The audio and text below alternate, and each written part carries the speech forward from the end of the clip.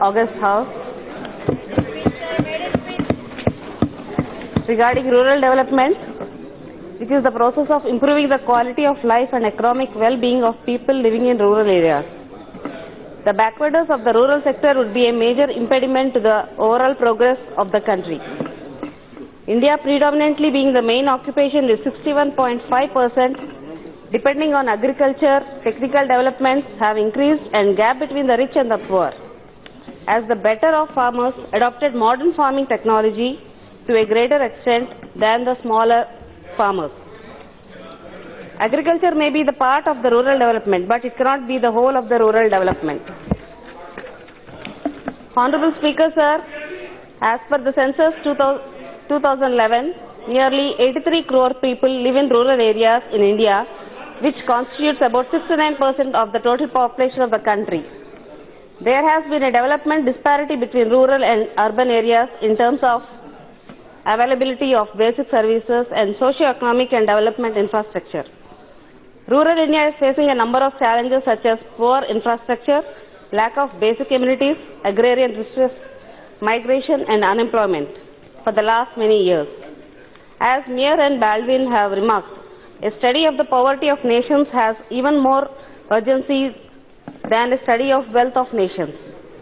Sir, the share of allocations for Department of Rural Development in the total union budget has decreased from 4.7 to 4.2 in 2019-20, even though the Finance Minister in her budget speech claimed that this budget is meant for Gaon, Garib or Kisan.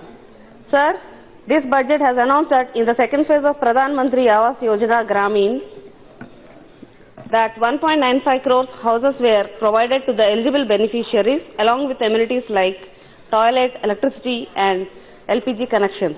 However, Speaker, sir, the rate of completion of houses under PM-AYG has been slow due to a lot of capacity constraints. In addition to that, the Pradhan Mantri Gram Sadak Yojana 3 is envisaged to upgrade 1,25,000 kilometers of road length over the next 5 years, with an estimated cost of rupees 80,250 crores.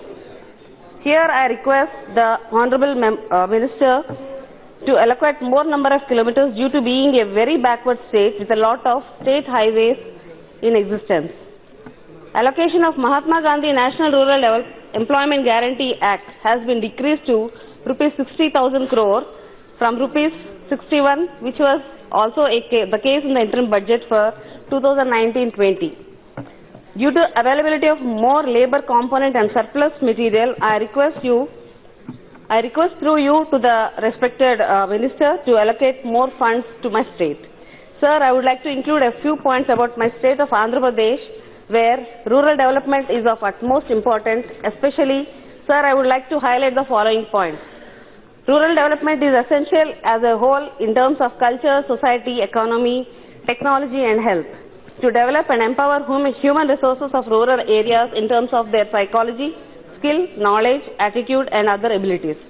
At the same time, my state should be provided with adequate and timely financial assistance from the Ministry of Rural Development and also providing with a special training programs where, sir, 2 minutes, sir, youth needed to be motivated. Finance of modernization of the outdated technology, tools and implements in order to enable them to compete with the large-scale industries. Rural entrepreneurs should be more competitive and efficient in local and international markets.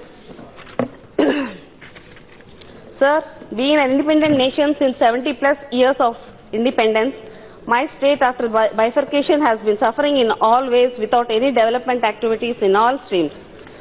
Here I request for the amendment of the Section 73 of Panchayati Raj Act to make 5-tier system of local and Panchayati bodies to 3-tier system to give more duties and funds for the elected representatives.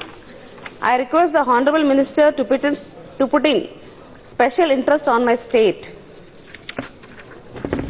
for the overall rural development and rural entrepreneurship, which results in gainful employment and reducing the widening disparities between the rural and urban. Sir, I am concluding, sir. Sir, before I conclude, I would like to know through you from the Honorable Minister, what is the allocation targeted for Andhra Pradesh through Har Ghar Jal scheme?